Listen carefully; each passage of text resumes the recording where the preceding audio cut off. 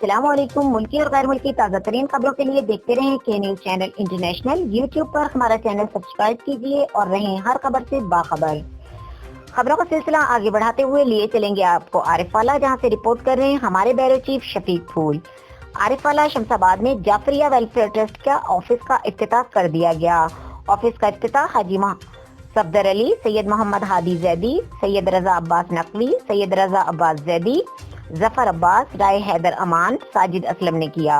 इफ्तिताही तकरीब का बाकायदा आगाज तिलावत कलाम पाक से किया गया। तिलावत अल्लामा जब्बार हुसैन नकवी ने की। नाफखानी के प्राइज मुल्क के नामवर शख्सियत हैदर रजा जैदी ने अदा किए।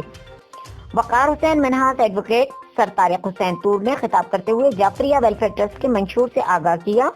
मिशन मोहम्मद व आले मोहम्मद की तरवीज व अशात करना है। इंतजामिया में हसन अख्तर, मोहम्मद साजिद, वकार हुसैन मिनहास, एडवोकेट आबिद हुसैन, नोहा खां, फहद हुसैन, शौकत अली, इरफान हैदर मौजूद थे।